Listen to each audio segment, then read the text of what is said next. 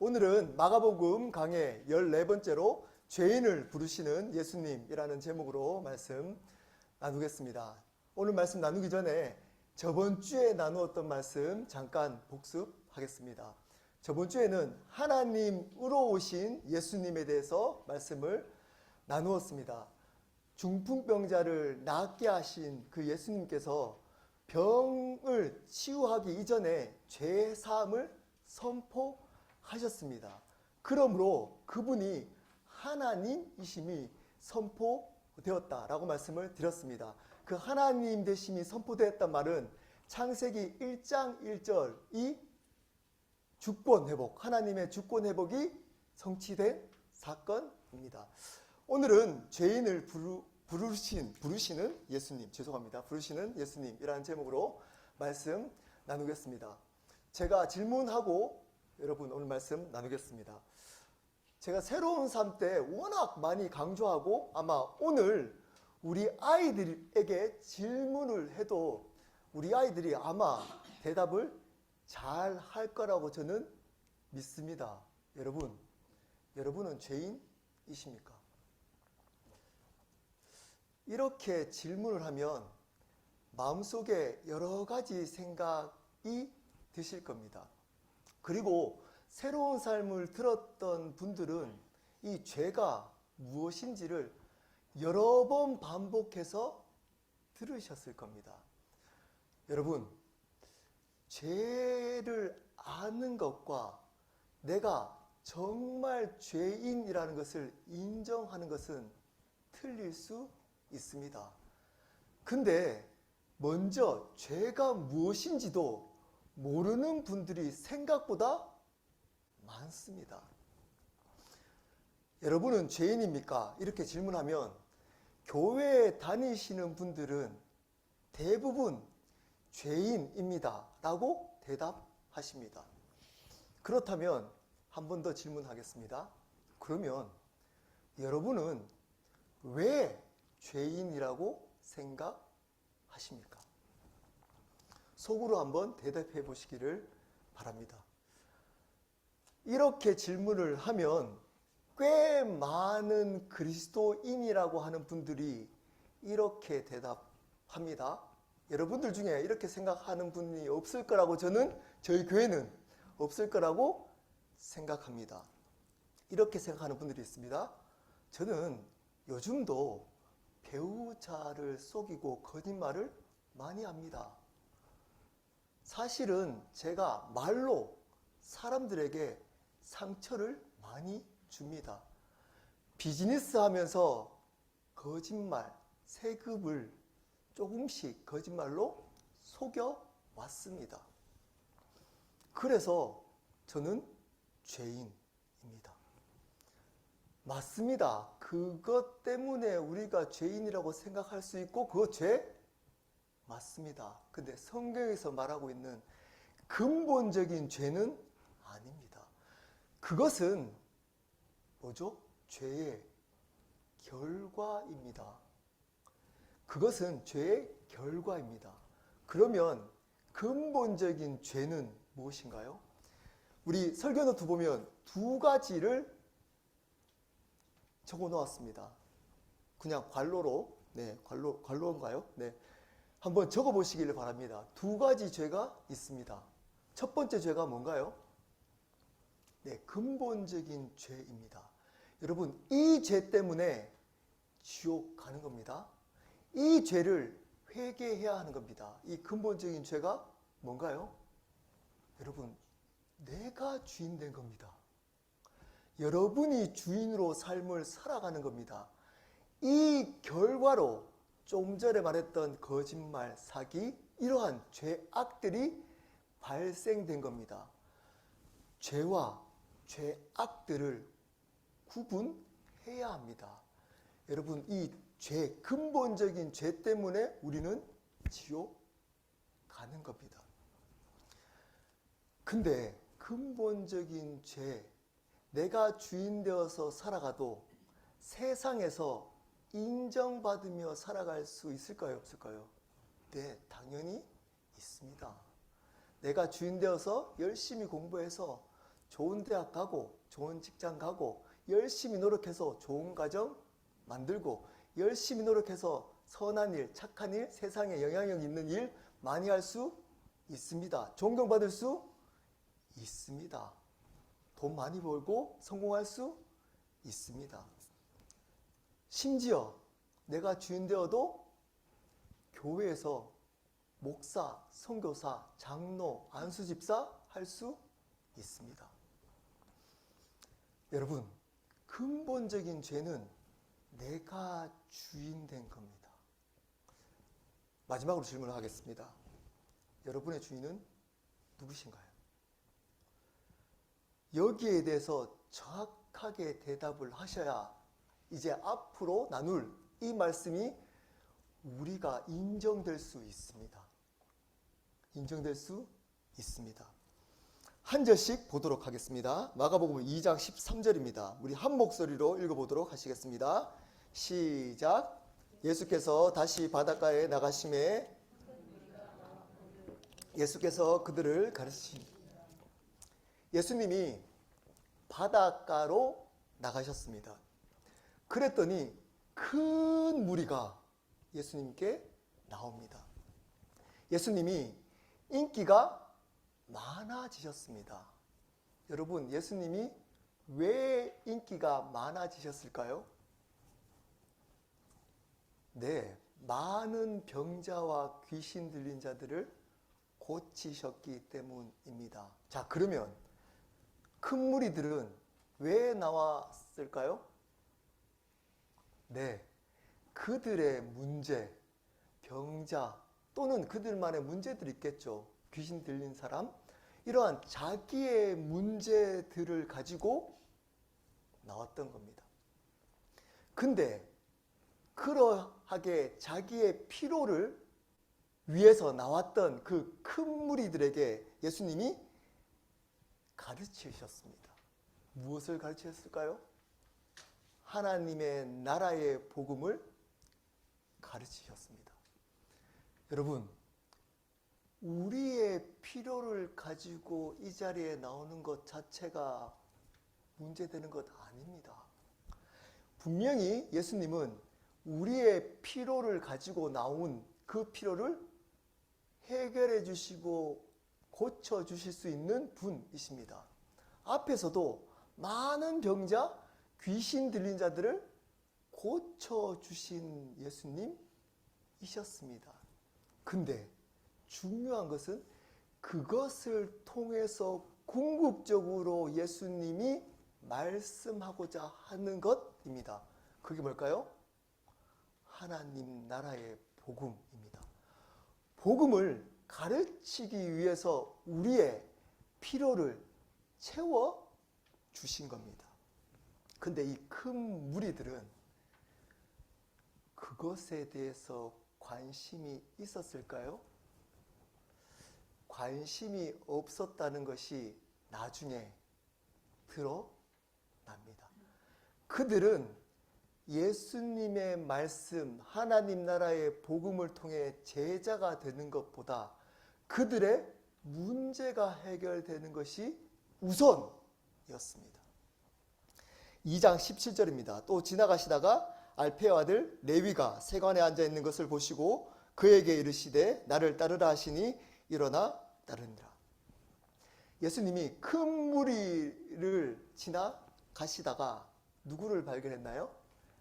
세관에 앉아있는 레위, 이 사람이 누군가요? 마태복음을 쓴 마태입니다. 세리 마태입니다. 그를 보시고 마태를 불러주십니다. 예수님의 관심은 한 영혼에게 있습니다. 예수님은 큰 무리를 이끌기를 원하지 않으시고 한 영혼을 불러주시기를 원하십니다. 특별히 제자를 부르기를 원하십니다. 많은 무리들의 관심이 있으신 게 아니고 한 영혼에 관심이 있었던 겁니다. 그 영혼이 바로 마태였습니다. 근데 이 마태를 왜 레위라고 불렀을까요?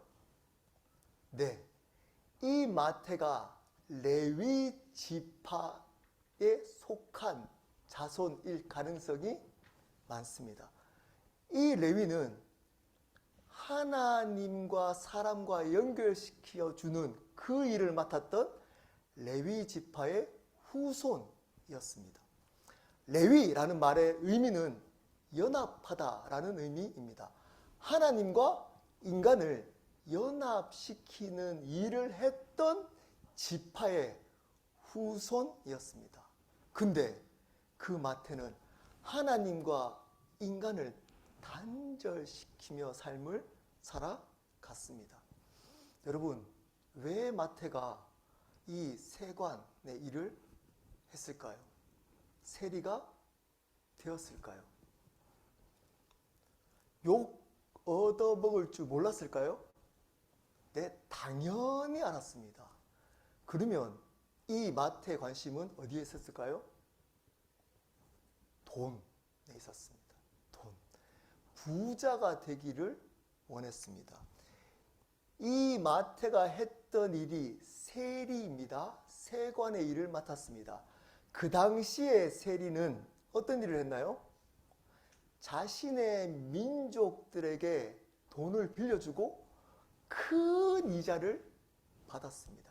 고리대금 업자였습니다. 그것을 원수 나라인 로마에게 바쳤던 사람입니다.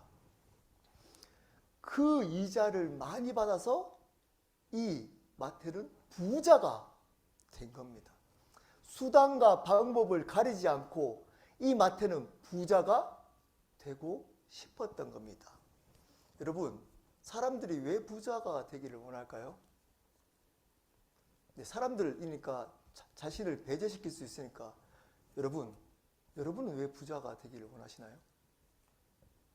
여러분은 열심히 일해서 왜 돈을 많이 벌기를 원하시나요? 네, 자기 마음대로 살기 위해서. 네. 자기 마음대로 살면 어떤 일이 있죠? 행복해지잖아요. 여러분, 돈을 많이 벌고 그것을 마음껏 쓰므로 내 삶의 행복을 누리기 위함인 겁니다. 행복 때문에 부자가 되기 위한 겁니다. 자, 근데 이 마태는 예수님이 따르라 그랬을 때 따랐습니다. 왜일까요? 그렇죠. 네, 마음에 듭니다. 네. 제가 그래서 행복을 얘기한 겁니다. 따르라 그랬는데 만약에 그 예수님이 돈이 없는 제자들, 가난한 사람들하고 같이 다니는 어쩌면 집도 없는 그러한 분이잖아요. 근데 그분이 따르라 그랬을 때 따랐던 이유는 돈을 많이 벌어도 따라야 될 이유가 있었던 겁니다. 왜냐? 행복하지 않았던 겁니다. 그는 돈을 많이 벌었는데도 그러면 행복해질 거라고 욕을 얻어 먹으면서도 돈을 벌었는데 행복하지 않은 겁니다. 허무한 겁니다. 삶이 기쁨이 없는 겁니다. 그런데 예수님이 지나가십니다. 그 예수님이 자신을 부르십니다. 그리고 예수님을 따릅니다. 여러분, 이 얘기는 삭개오도 나오잖아요. 그 삭개오는 세리장이었습니다. 세리 중에서도 대표 세리장이었습니다. 그 삭개오도 예수님이 불렀을 때 따랐습니다. 왜요? 네, 행복하지 않았습니다. 여러분, 여기 뭐 돈 아주 많은 분들이 별로 보이지 않으셔서 질문을 못 하겠는데, 돈이 많이 버신, 혹시 우리 온라인으로 예배 드리신 분들 중에는 있을 수 있으니까 벌어보니까 행복하신가요? 제가 아주 많이는 아니지만 종종 돈을 많이 버신 분들하고 교제를 할 기회가 있었습니다. 분명 많은 사람들이 그러한 삶을 추구하고 그런 삶을 살고자 하는 그러한 삶입니다. 돈이 많은 삶. 근데 행복하지 않은 겁니다. 죽고 싶다는 겁니다. 불안하다는 겁니다. 두렵다는 겁니다. 행복하지 않습니다. 물론 그 사람만의 문제일 수 있다라고 치부할 수 있습니다. 근데 여러분, 제 개인적으로도 꽤 큰 돈이 있은 적이 있습니다. 그때 제가 1년 동안 공황장애를 앓았습니다. 공황장애. 학교를 다니지 못했습니다. 행복하지 않았습니다. 두려웠습니다. 여러분, 돈이 우리에게 참된 행복을 절대 주지 않습니다. 그것을 마태를 통해 보여주고 있는 겁니다. 마가복음 2장 15절입니다. 그의 집에 앉아 잡수실 때 많은 세리와 죄인들이 예수와 그의 제자들과 함께 앉았으니 이는 그러한 사람들이 많이 있어서 예수를 따름이러라. 이 날이 예수님이 마태를 불렀던 그 날일 가능성이 높습니다. 다른 날이 아니고. 그렇기 때문에 한 단락으로 말씀이 진행된 겁니다. 자, 그러면 여러분 잘 따라오십시오. 자, 그러면 여기에 많은 세리와 죄인들이 마태의 집에서 예수님과 함께 식사 교제를 했습니다.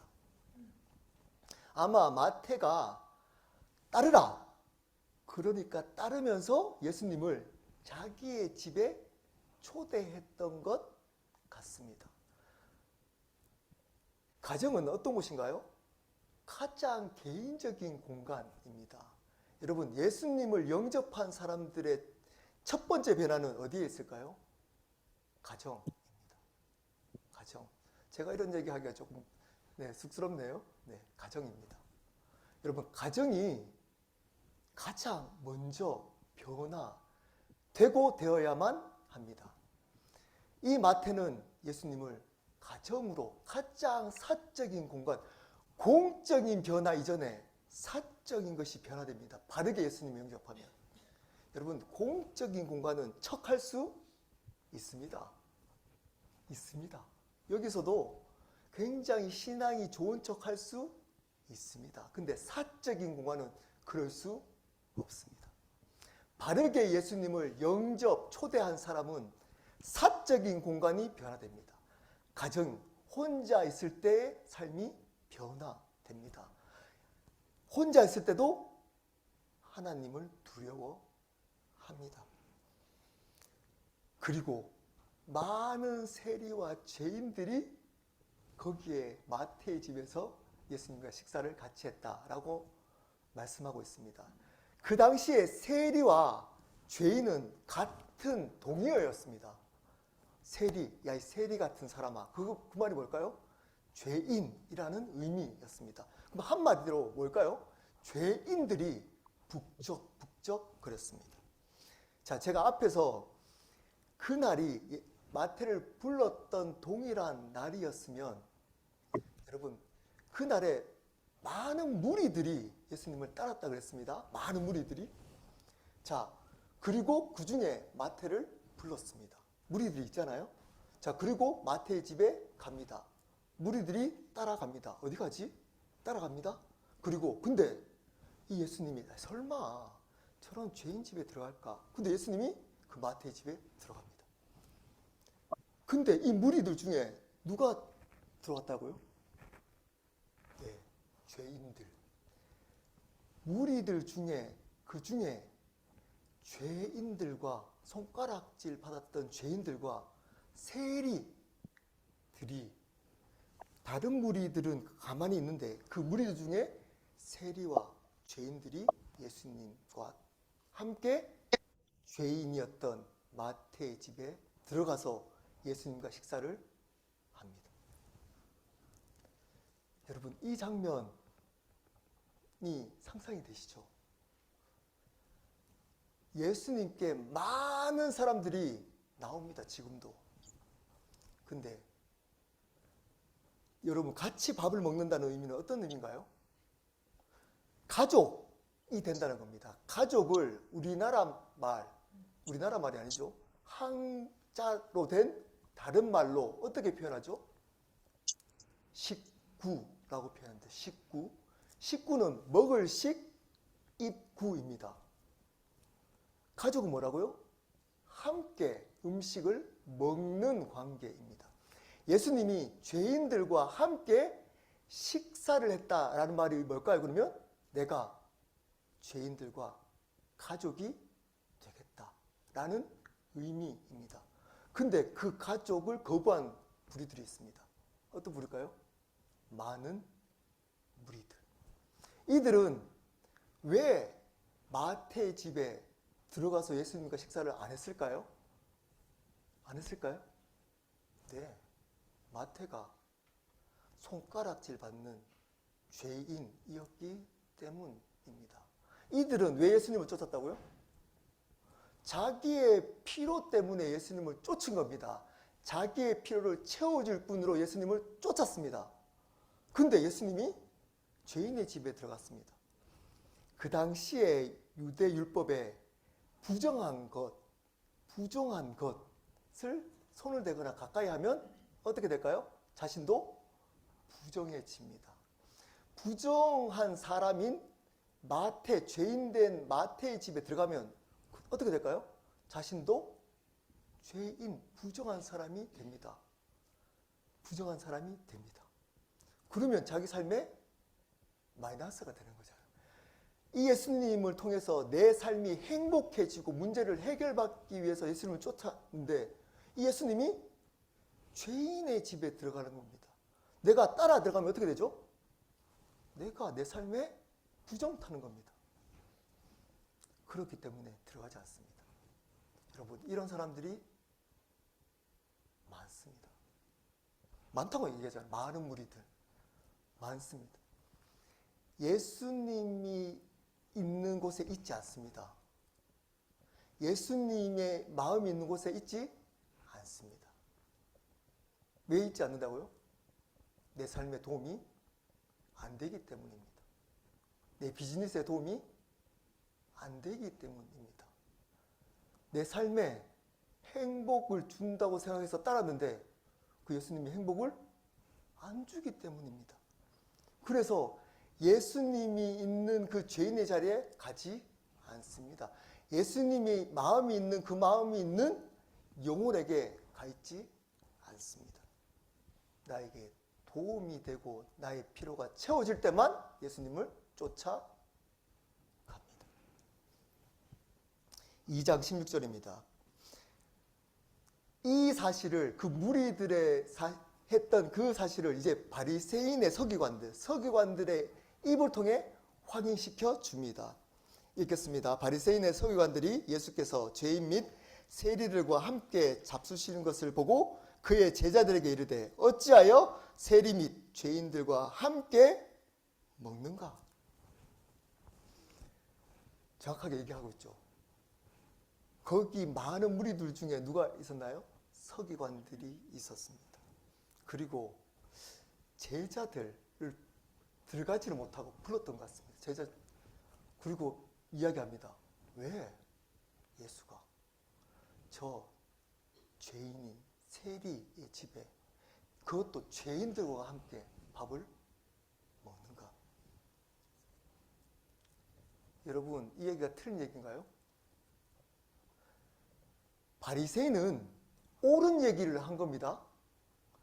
자기가 배우고 가르쳤던 율법을 근거로 해서 정확하게 지적을 한 겁니다.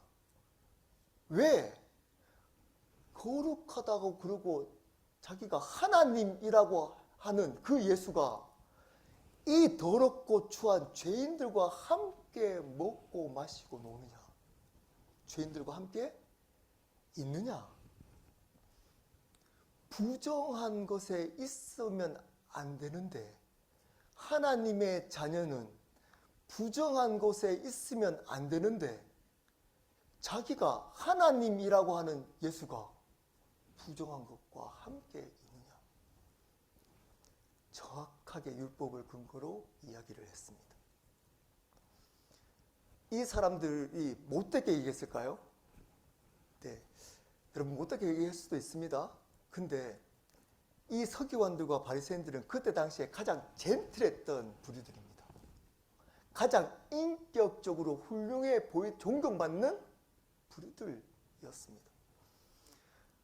그것을 율법을 근거로 존경받는 것을 근거로 가르쳤던 부류들이었습니다.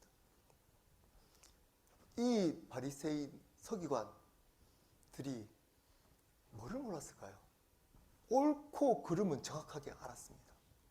뭘 몰랐을까요?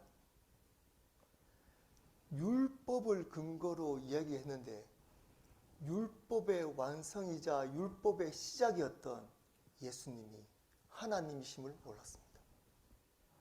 그 예수님이 누구신지를 몰랐습니다.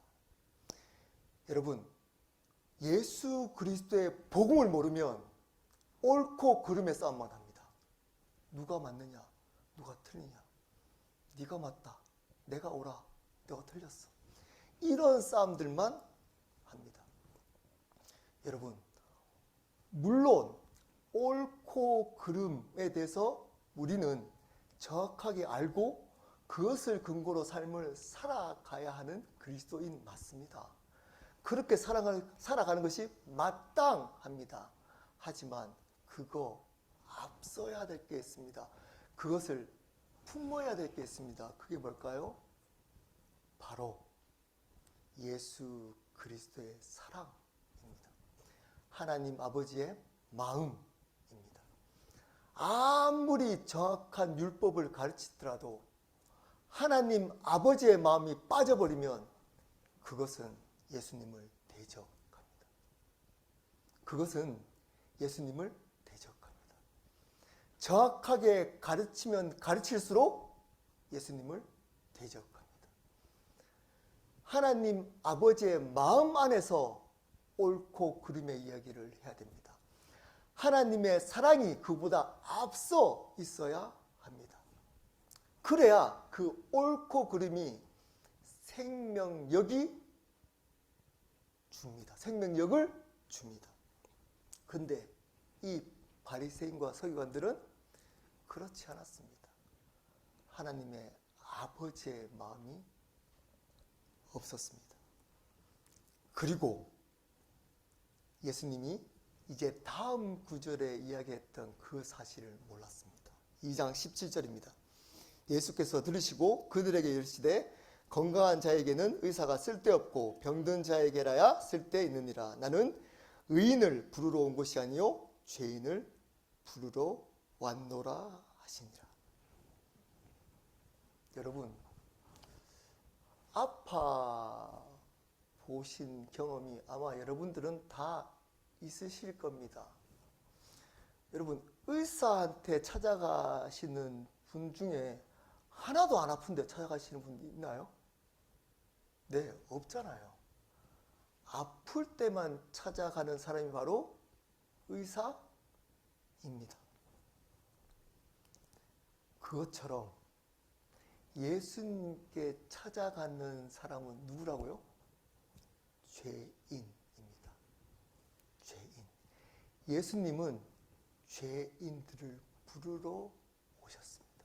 지금도 죄인들을 부르십니다. 어떤 부류는 못 부르시나요? 무리들과 서기관들입니다. 많은 무리들과 옳다고 존경받고 자기가 다른 사람들과 특별하다고 교만한 바리새인들은 부를 수 없습니다.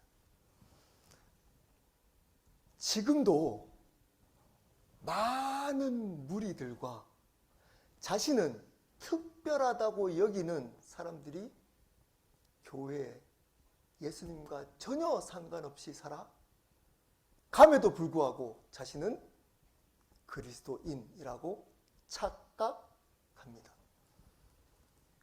이 자리에 있는 이유가 뭔가요? 여러분은 예배에 왜 나오셨나요? 여러분이 받고자 하는 은혜 때문이라면, 그것만이라면 여러분은 많은 무리들입니다. 많은 무리들. 그리고 앉아 있으면서 오늘 보니까 왜 이렇게 저 집사님, 저 성도가 안 나왔지?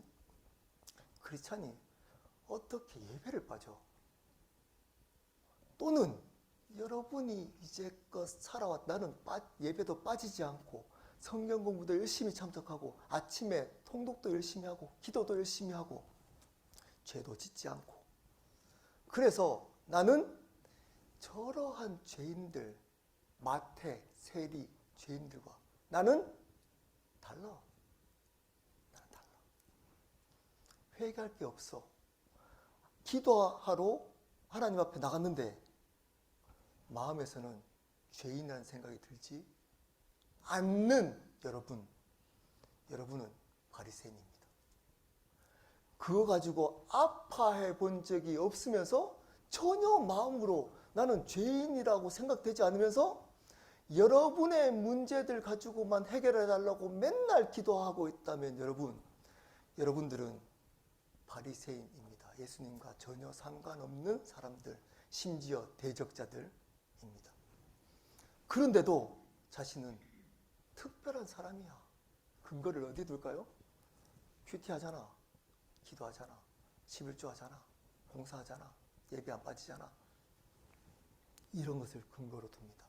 그리고 근본적인 죄와 죄악들을 모르고 이 죄악들을 가지고 특별하다고 여깁니다. 이런 거죠. 나는 거짓말을 했지만 강간을 안 했어. 살인까지는 안 했어. 이러한 강도 하지만 어느 정도 그냥 거짓말 정도만 했어. 그래서 나는 이들보다는 괜찮아. 죄악들을 계급을 두고 그 계급의 수준을 두고 거기에 맞도록 의인이 되었다가 죄인이 되었다가 의인인 사람 만나면 존경했다가 좀 더 자기보다 죄 있는 사람들은 손가락질했다가 이렇게 살아갑니다. 그렇게 손가락질 받지 않으려고 열심히 기도합니다. 말씀 있습니다. 예배 빠지지 않습니다. 사람들의 눈 그리고 그 일을 유지하기 위해서 내가 그래도 집사잖아. 내가 그래도 목사잖아. 선교사잖아. 그것 때문에 기도, 말씀, 예배합니다. 그 사람들은 바리새인입니다. 바리새인. 자, 그러면 어떤 부류들이 예수님과 가장 친밀했나요? 너무 아이러니합니다. 어떤 부류들이 예수님과 식탁에 앉아서 식사를 같이 웃으면서 눈을 마주치고 웃으면서 식사를 했나요? 네, 죄인들이었습니다. 죄인들. 그때 당시에 가장 손가락질 받던 저런 사람들하고는 상종을 하면 안 돼 라고 했던, 그렇기 때문에 그들은 뭘 알았을까요? 네, 자신이 죄인이라는 것을 인정하며 살았던 사람들입니다. 사람들이 손가락질 했기 때문에 자신은 당연히 죄인이라고 인정했던 사람들이었습니다. 그 사람들이 가장 죄인이라고 여기며 스스로 살아왔던 그 죄인이 가장 온전하고 거룩했던 예수님과 가장 친밀했습니다. 지금도 마찬가지입니다. 여러분, 어떤 부류들이 가장 예수님과 친밀할까요? 내가 여전히 내가 주인 되어서 살아가려고 하는 죄인임을 날마다 깊이 알아가고 고백하는 그 사람이 예수님과 가장 친밀합니다.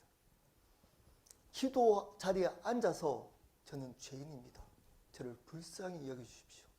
저 안에 소망 없어 당신의 은혜가 아니면 오늘 하루도 죄인으로 살 수밖에 없는 죄인입니다. 저를 붙들어 주시고 저를 긍휼히 여겨 주십시오. 나는 아파하는 마음으로, 죄인된 마음으로 하나님 앞에 나아가는, 예수님께 나아가는 그 자들이 하나님의 식구입니다. 하나님의 자녀입니다. 그들만이 하나님의 자녀가 됩니다. 그들이 하나님과 친밀하게 눈을 마주치고 숨결을 느끼고 그분의 웃음을 경험할 수 있습니다.